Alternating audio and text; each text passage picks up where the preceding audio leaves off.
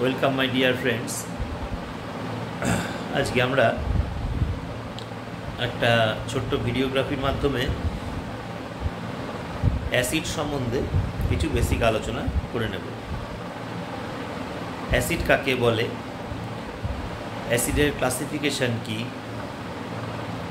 Acid কী কী characteristic বা বৈশিষ্ট্য বা ধর্ম প্রদর্শন করে, সেগুলো সম্বন্ধে আমরা সংক্ষেপে একটু আলোচনা করব।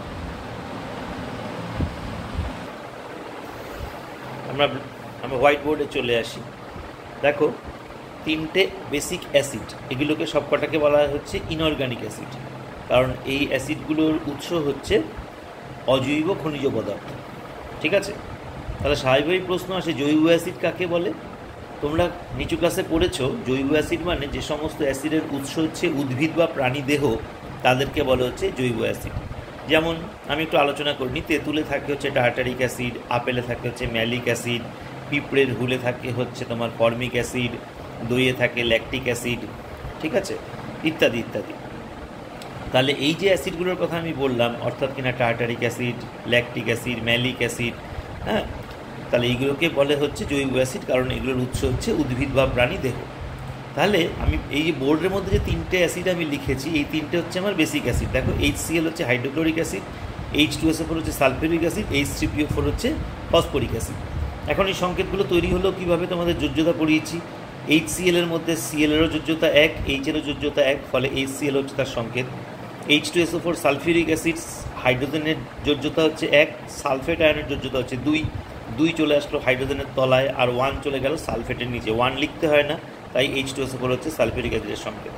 আর H3PO4 হচ্ছে ফসফরিক অ্যাসিডের সংকেত। কেন হলো? কারণ ফসফেট আয়নের যোজ্যতা হচ্ছে 3, এর তলায় চলে গেল, হাইড্রোজেনের যোজ্যতা হচ্ছে 1, এর তলায় চলে আসলো, মানে 1 আর লিখতে হয় না, ফলে H3PO4। তাহলে দেখো, এই তিনটে যে অ্যাসিড আমি আলোচনা করলাম বা লিখলাম, এই তিনটে অ্যাসিডের মধ্যে কটা করে হাইড্রোজেন রয়েছে? দেখো, HCl এর মধ্যে হচ্ছে একটা হাইড্রোজেন, H2SO4 এর মধ্যে 2টো হাইড্রোজেন, H3PO4 এর মধ্যে 3টে hydrogen.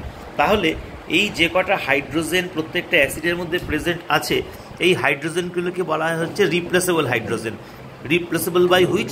Replaceable by metal atom. ঠিক আছে, তাহলে কোনো একটা অ্যাসিডের মধ্যে অবভিয়াসলি এগুলো ইনঅর্গানিক অ্যাসিড, যে কটা রিপ্লেসেবল হাইড্রোজেন আছে সেটাকে বলা হচ্ছে তার ক্ষারগ্রাহিতা। তার মানে HCl এর ক্ষারগ্রাহিতা কত? 1, H2SO4 এর ক্ষারগ্রাহিতা কত? 2, H3PO4 এর ক্ষারগ্রাহিতা কত? 3। তার মানে এই Hটা একটা হাইড্রোজেনটা একটা ধাতুর পরমাণু দ্বারা প্রতিস্থাপিত হবে। ঠিক আছে, যার যোজ্যতা 1 অবশ্যই সেই ধাতুটার। H2SO4 এর হাইড্রোজেনটা একযোজি দুটো ধাতুর পরমাণু দ্বারা প্রতিস্থাপিত হতে পারে, দ্বিযোজি ধাতু থাকলে একটা হলেই হবে। যেমন ধরো, তোমরা জানো, আমি রিয়াকশানটা লিখে বিষয়টা দেখাই, তাহলে আরও ভালো বুঝতে পারবে। দেখো, আমি লিখে ফেলেছি। কি দেখতে পাচ্ছ? জিঙ্কের সঙ্গে যখন HCl এর বিক্রিয়া হচ্ছে, তখন কি তৈরি হচ্ছে? ZnCl2 plus hydrogen. তার মানেটা কি? মানেটা হচ্ছে, দেখো একটু ভালো করে বুঝিয়ে দিই। HCl এর মধ্যে কটা রিপ্লেসেবল হাইড্রোজেন আছে? একটাই রিপ্লেসেবল হাইড্রোজেন আছে, কিন্তু জিঙ্কের যোজ্যতা কত? জিঙ্কের যোজ্যতা হচ্ছে 2। তার মানে এই একটা হাইড্রোজেনকে 2 যোজ্যতা সম্পন্ন জিঙ্ক কী করবে? প্রতিস্থাপিত করতে 2টো HCl এর অণু লাগবে। তাহলে এই জন্য আমি HCl এর কী বসিয়ে দিয়েছি? 2 বসিয়ে দিয়েছি। দেখো, এই সমস্যাটা নেই হচ্ছে H2SO4 এর ক্ষেত্রে। তার কারণ কেন? H2SO4 এর ক্ষেত্রে হাইড্রোজেন কটা আছে? 2টো আছে। হাইড্রোজেনের যোজ্যতা কত হচ্ছে? 1। তার মানে একযোজি 2টো হাইড্রোজেন আছে, তাকে প্রতিস্থাপন করবে কে বলো? জিঙ্ক। জিঙ্কের যোজ্যতা কত? 2। ফলে এক্ষেত্রে আমাকে ব্যালেন্স করার জন্য আগে 2 বসাতে হচ্ছে না, যেমন HCl এর ক্ষেত্রে বসাতে হয়েছিল। তাহলে আমি এক্ষেত্রে কী করলাম? একটা জিঙ্কের পরমাণু H2SO4 এর একটা অণুর সঙ্গে বিক্রিয়া করলো, তাহলে জিঙ্ক রিপ্লেস করলো কাকে? হাইড্রোজেনকে। ফলে দেখো ZnSO4 তৈরি হয়ে গেল, আর হাইড্রোজেন রিপ্লেস হয়ে গিয়ে দেখো হাইড্রোজেন গ্যাস বেরিয়ে গেল। তাহলে এখানে খেয়াল করো, এখানে যেহেতু জিঙ্কের যোজ্যতা 2, ওই জন্য HCl এর ক্ষেত্রে 2টো অণু লাগলো। তাহলে 2টো অণু দেওয়ার ফলে কী হলো বলো? 2টো হাইড্রোজেন প্রতিস্থাপিত হলো একটা জিঙ্ক দ্বারা, ফলে তৈরি হলো ZnCl2 প্লাস হাইড্রোজেন।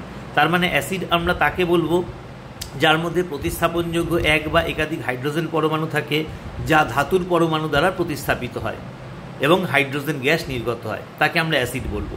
আশা করি বুঝতে পেরেছ। এবার আবার দেখো, অ্যাসিড আবার তাকেও বলে যারা ক্ষারের সঙ্গে বিক্রিয়া করে লবণ ও জল তৈরি করে। আবার এখানেও একটা জিনিস বোঝার আছে। দেখো অ্যাসিডের একটা অণু HCl একটা NaOH এর সঙ্গে বিক্রিয়া করলো। কেন একটা NaOH?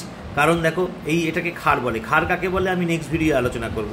তাহলে এই যে ক্ষার আছে, তাহলে ক্ষারের দেখো এই যে NaOH, তার মধ্যে একটাই ধাতুর পরমাণু আছে যেটা কার দ্বারা প্রতিস্থাপিত হয়ে গেল, দেখো যেটার এই ধাতুর পরমাণু আছে এখানে দেখতে পাচ্ছ, তাহলে NaOH। তাহলে NaOH এর সঙ্গে যখন HCl এর বিক্রিয়া হচ্ছে তখন NaOH এর OH এর জায়গায় এসে বসলো কে বলো, Cl-টা এসে বসলো, ফলে লবণ তৈরি হলো। আর OH আর এই H পরস্পর যুক্ত হয়ে গিয়ে কী তৈরি করলো, জল তৈরি করলো। বুঝতে পেরেছো কি বললাম? এবার খেয়াল করো, যখন আমি সালফিউরিক অ্যাসিডের সঙ্গে একই রকমভাবে ক্ষারের আমি বিক্রিয়া করতাম, দেখো সালফিউরিক অ্যাসিডের মধ্যে দুটো কিন্তু প্রতিস্থাপনযোগ্য হাইড্রোজেন আছে, ঠিক আছে? তাহলে দুটো প্রতিস্থাপনযোগ্য হাইড্রোজেন ক্ষারের দুটো ধাতুর পরমাণু দ্বারা প্রতিস্থাপিত হবে। এই জন্য আমি এখানে কি বসিয়েছি, দেখো 2NaOH বসিয়েছি। এখানে খেয়াল করো, এই HCl এর মধ্যে একটা প্রতিস্থাপনযোগ্য হাইড্রোজেন ছিল যেটা NaOH এর একটা ধাতু দ্বারাই প্রতিস্থাপিত হয়ে যেত, তার ফলে আমি এখানে 1 মোল NaOH বসিয়েছি। কিন্তু H2SO4 এর সঙ্গে যখন আমি ক্ষারের বিক্রিয়া করব তখন আমি 2 মোল NaOH বসাবো, ঠিক আছে? তাহলে 2 মোল NaOH এর সঙ্গে যখন বিক্রিয়া হলো তখন দুটো হাইড্রোজেন প্রতিস্থাপিত হয়ে গেল দুটো সোডিয়াম দ্বারা, ফলে কি তৈরি হয়ে গেল বলো, Na2SO4 তৈরি হয়ে গেল প্লাস 2H2, 2 অণু জল তৈরি হয়ে গেল, বা 2 মোল জল তৈরি হয়ে গেল। তার মানে আমরা অ্যাসিড কাকে বলবো, যা ক্ষারের সঙ্গে বিক্রিয়া করে লবণ ও জল তৈরি করে। তাহলে এখানে যেহেতু অ্যাসিডের মধ্যে একটা প্রতিস্থাপনযোগ্য হাইড্রোজেন আছে, ওই জন্য 1 মোল ক্ষার দিয়েই কিন্তু আমার কাজ হয়ে যাচ্ছে। কিন্তু এখানে যেহেতু অ্যাসিডটার মধ্যে দুটো প্রতিস্থাপনযোগ্য হাইড্রোজেন আছে, এই জন্য এখানে কিন্তু 2 মোল কিন্তু ক্ষার কিন্তু প্রয়োজন হচ্ছে, ঠিক আছে? ক্ষার কাকে বলে সেই সংজ্ঞা যখন আমি জানবো বা চিনবো তখন আমি ক্ষার সম্বন্ধে আমার ধারণা হবে। এখন আপাতত আলোচনার প্রেক্ষিতে ক্ষারের যে উদাহরণটা দেওয়া হলো আশা করি বুঝতে পারলে। তার মানে অ্যাসিডের মধ্যে যে প্রতিস্থাপনযোগ্য হাইড্রোজেন থাকে সেটা যেমন ধাতু দ্বারা প্রতিস্থাপিত হয়, একটু আগে আমি দেখতে পেলাম অ্যাসিডের মধ্যে যে প্রতিস্থাপনযোগ্য হাইড্রোজেন আছে তা ধাতু দ্বারা প্রতিস্থাপিত হলো।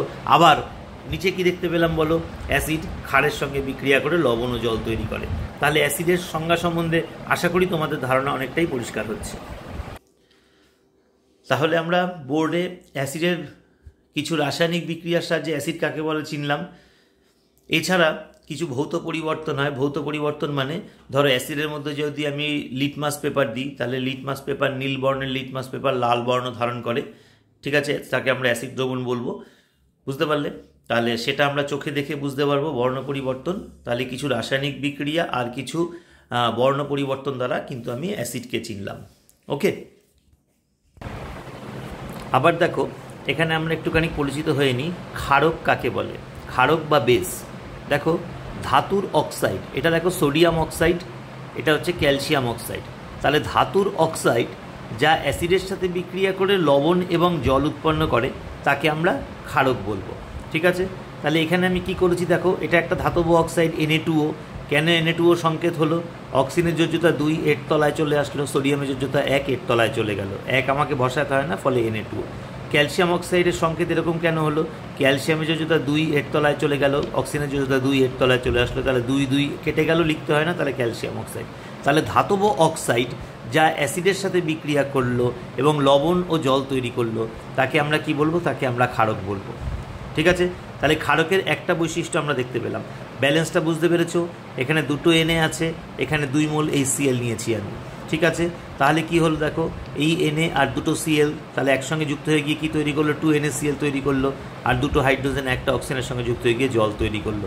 এখানে খেয়াল করো ক্যালসিয়াম অক্সাইড আমার একটা ক্যালসিয়ামের যোজ্যতা কত হচ্ছে 2, তাহলে এটার সঙ্গে যখন আমি ক্লোরিন দুটো যুক্ত হচ্ছে ফলে তৈরি হচ্ছে ক্যালসিয়াম ক্লোরাইড, কারণ ক্যালসিয়ামের যোজ্যতা 2, ক্লোরিনের যোজ্যতা 1। তাহলে যেহেতু -1 হচ্ছে ক্লোরিনের যোজ্যতা, তাহলে দুটো আছে, তার মানে আলটিমেট ক্যালসিয়াম ক্লোরাইড কিন্তু নিস্তরিত হয়ে গেল, ঠিক আছে? তাহলে ক্যালসিয়াম অক্সাইডের সঙ্গে যখন 2HCl এর বিক্রিয়া হচ্ছে তখন তৈরি হচ্ছে ক্যালসিয়াম ক্লোরাইড প্লাস জল, ঠিক আছে? তাহলে ধাতব অক্সাইড দুটো, ধাতব অক্সাইড যারা অ্যাসিডের সাথে বিক্রিয়া লবণ জল তৈরি করে তাদেরকে আমরা কি বলবো, ক্ষারক বলবো বা বেস বলবো।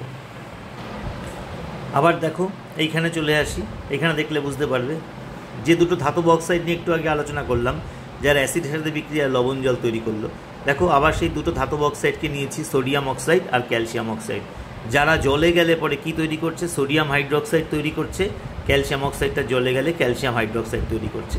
এইবার এই সোডিয়াম হাইড্রোক্সাইডটা জলীয় দ্রবণে কি তৈরি করে দেখো, সোডিয়াম আয়ন 2Na+, AQ মানে হচ্ছে জলীয় অ্যাকুয়াস, প্লাস কি তৈরি করে বলো 2OH- অর্থাৎ হাইড্রক্সিল আয়ন অ্যাকুয়াস। বুঝতে পারলে? AQ মানে হচ্ছে জলীয় মাধ্যমে আছে। আবার যে ক্যালসিয়াম হাইড্রোক্সাইডটা তৈরি হলো, ক্যালসিয়াম হাইড্রোক্সাইডটা জলীয় মাধ্যমে কি তৈরি করলো, ক্যালসিয়াম আয়ন Ca2+ এবং 2OH-। তার মানে কি, তার মানে হচ্ছে এই যে ধাতব অক্সাইডগুলো ছিল অর্থাৎ কিনা সোডিয়াম অক্সাইড, ক্যালসিয়াম অক্সাইড, এরা জলে গিয়ে জলীয় দ্রবণে হাইড্রক্সিল আয়নও কিন্তু উৎপন্ন করে।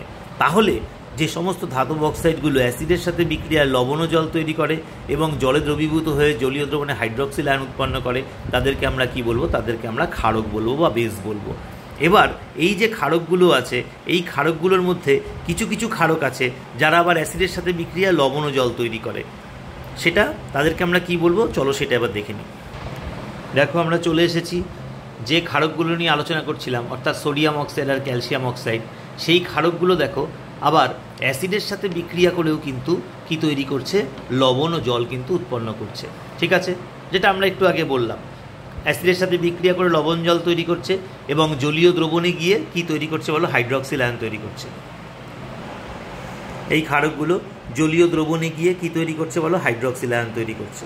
ঠিক আছে, অর্থাৎ অ্যাট এ গ্লান্স দেখো যে সমস্ত ক্ষারকগুলি, মানে ক্ষারক মানে হচ্ছে ধাতব অক্সাইড বা হাইড্রক্সাইড, অ্যাসিডের সাথে বিক্রিয়ায় লবণ ও জল তৈরি করে এবং জলে দ্রবীভূত হয়ে হাইড্রক্সিল আয়ন উৎপন্ন করে, সেই সমস্ত ক্ষারকগুলিকে আমরা আবার ক্ষারও বলতে পারি।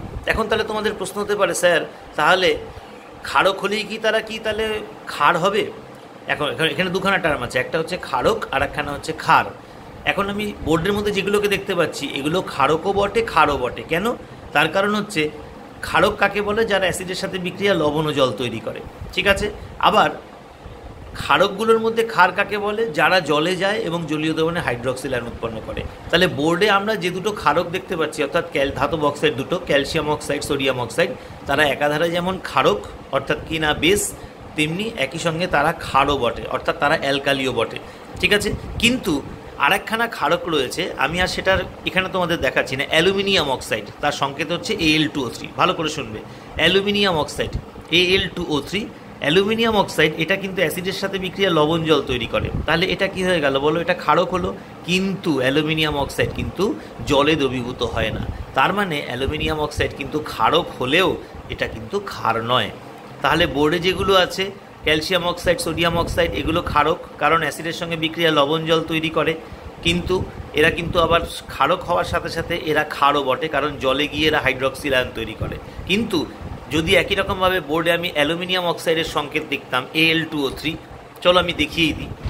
দেখো, এখন আমি লিখে দিয়েছি, দেখো তোমাদের সুবিধার জন্য।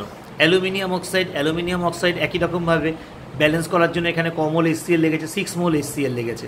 তাহলে করলে পরে কী হচ্ছে দেখো, 2AlCl3 লবণ তৈরি হয়ে গেল, প্লাস 3H2O, ব্যালেন্স করাই আছে কিন্তু 3 মোল জল তৈরি হলো। তাহলে 6 মোল HCl 1 মোল অ্যালুমিনিয়াম অক্সাইডের সঙ্গে বিক্রিয়া করে 2 মোল অ্যালুমিনিয়াম ক্লোরাইড এবং 3 মোল জল তৈরি করলো। তার মানে কী হলো? অ্যালুমিনিয়াম অক্সাইড, ক্যালসিয়াম অক্সাইড এবং সোডিয়াম অক্সাইডের মতোই অ্যাসিডের সাথে বিক্রিয়া লবণ জল তৈরি করে, কিন্তু অ্যালুমিনিয়াম অক্সাইডকে তুমি যদি এরকমভাবে জলে ফেলো তাহলে সেটা কিন্তু জলে যাবে না। তার মানে অ্যালুমিনিয়াম অক্সাইড কী হচ্ছে বলো? অ্যালুমিনিয়াম অক্সাইড হচ্ছে ক্ষারক, কিন্তু সেটা কিন্তু ক্ষার নয়। ক্ষারক কেন? কারণ অ্যাসিডের সাথে বিক্রিয়া লবণ জল তৈরি করলো, সেই কারণে ক্ষারক এটা। যে কারণে সোডিয়াম অক্সাইড, ক্যালসিয়াম অক্সাইডও কিন্তু ক্ষারক হয়েছিল। কিন্তু সোডিয়াম অক্সাইড এবং ক্যালসিয়াম অক্সাইড ক্ষারক হওয়ার সাথে সাথে যেহেতু তারা জলে গিয়ে হাইড্রক্সিল আয়ন তৈরি করেছিল, সেই জন্য তারা ক্ষার ছিল, যেটা অ্যালুমিনিয়াম অক্সাইডের ক্ষেত্রে কিন্তু নয়। তার মানে দেখো, এই যে যেগুলো আমরা ক্ষার পেয়েছিলাম, সেই ক্ষার মানেই কি? ক্ষার মানেই তো সেটা ক্ষারক, ক্ষারক থেকেই তো ক্ষারের সৃষ্টি হয়েছিল। কিন্তু ক্ষারক হলেই যে ক্ষার হবে তার কিন্তু কোনো নিশ্চয়তা নেই, কারণ এরা যেমন ক্যালসিয়াম অক্সাইড, সোডিয়াম অক্সাইড যেমন ক্ষারক ছিল, তেমন একই রকমভাবে জলে যাওয়ার জন্য এরা ক্ষারও ছিল। কিন্তু অ্যালুমিনিয়াম অক্সাইড ক্ষারক থাকলেও এটা যেহেতু জলে যায় না, এই জন্য অ্যালুমিনিয়াম অক্সাইড কিন্তু ক্ষারক কিন্তু নয়, ক্ষার নয়। বুঝতে পারলে কি বললাম? তাহলে calcium oxide, sodium oxide, aluminium oxide এরা তিনজনেই হচ্ছে ক্ষারক, কিন্তু এই তিনজনের মধ্যে সোডিয়াম অক্সাইড এবং ক্যালসিয়াম অক্সাইড আবার ক্ষারও বটে। ক্ষারের ইংলিশ হচ্ছে অ্যালকালি। ক্ষার কেন? কারণ জলে গেল এবং হাইড্রক্সিল আয়ন তৈরি করলো। কিন্তু অ্যালুমিনিয়াম অক্সাইড কিন্তু অ্যালকালি নয়, অর্থাৎ ক্ষার নয়। অ্যালুমিনিয়াম অক্সাইড শুধুমাত্র কি বলো? ক্ষারক, অর্থাৎ কি না? বেস। ক্ষারকের ইংলিশ হচ্ছে বেস আর ক্ষারের ইংলিশ হচ্ছে অ্যালকালি। ঠিক আছে, তার মানে বোঝা গেল ক্ষার মাত্রেই কিন্তু ক্ষারক, কিন্তু ক্ষারক হলেই যে ক্ষার হবে তার কোনো নিশ্চয়তা নেই, কারণ ক্ষারক যদি জলে যায় তখনই সেটা ক্ষার হয়। যেহেতু অ্যালুমিনিয়াম অক্সাইড জলে গেল না, সেই কারণে অ্যালুমিনিয়াম অক্সাইড ক্ষারক হলেও ক্ষারের ক্যাটাগরির মধ্যে পড়লো না। অর্থাৎ অ্যালুমিনিয়াম অক্সাইড একটা বেস বটে, কিন্তু এটা কিন্তু একটা অ্যালকালি নয়। আশা করি আমার টোটাল আলোচনাটাতে তুমি অ্যাসিড, ক্ষার, ক্ষারক সম্বন্ধে তোমাদের ধারণা পরিষ্কার হয়েছে। ওকে।